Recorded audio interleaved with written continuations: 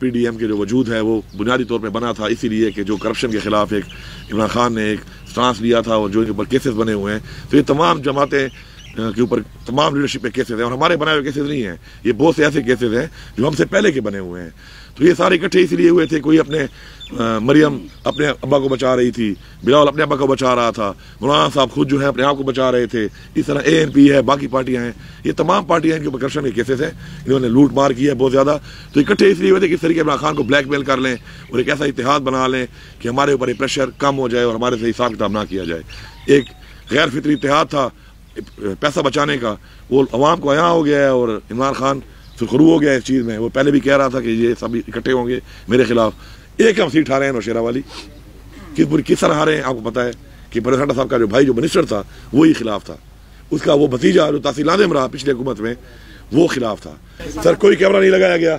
ये कैमरे sir senate में लगे होते हैं, ये उनके अंदर के कैमरे हैं जो लगे होते हैं, हाल के अंदर वही कैमरे थे। उसके बाद जिन्होंने दिखाया है वो टीवी पे आप जरा कंफ्यूज हुए हैं कि जी इस लैम्प के अंदर लगा हुआ है, वो सुराख था, कैमरा नहीं था। हालांकि महंगाई है, इसमें कोई शक नहीं है, हम मानते हैं। किसकी वजह से है ये लंबी डिबेट है, इनकी वजह से ही है, लेकिन है हम मानते हैं। उसके बावजूद भी अवाम इनके साथ नहीं जा रही। ठीक है, 100% अवाम इमरान खान से इस वक्त खुश नहीं है महंगाई की वजह से, क्योंकि इमरान खान कोशिश अपनी पूरी कर रहा है एहसास प्रोग्राम के जरिए और जो हमारे कॉन्ट्रैक्ट भी हम रिवाइज कर रहे हैं उसके जरिए कोशिश कर रहा है अपनी।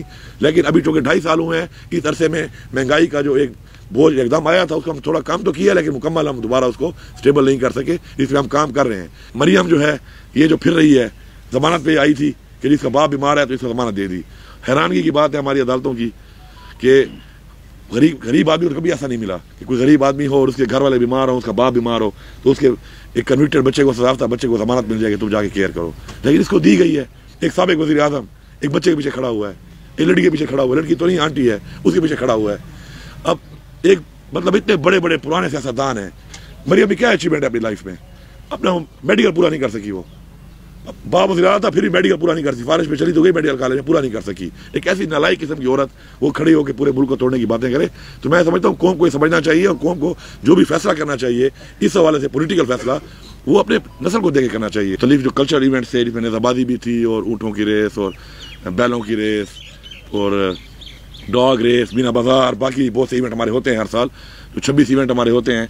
तो वो चूँकि कोविड की वजह से हालात ऐसे बन गए कि 3rd वेव आ गई है, तो आवाम की ज़िंदगी की बेहतरी के लिए और शफा के लिए और वबा ना फैलने की वजह से हमने फैसला किया है कि उसको हम इंशाल्लाह सितंबर में करेंगे। क्योंकि वो जो इवेंट है वो चूँकि लेडीज़ का इवेंट होता है टाउन हॉल के अंदर और बहुत ज़्यादा लेडीज़ आती है, वहाँ पे छोटी जगह है, और बाकी सारे इवेंट होते हैं स्टेडियम के अंदर, वो भी एक इतना बड़ा एरिया नहीं है और हज़ारों लोगों को वहाँ पे SOP को फॉलो करना हमारे लिए मुश्किल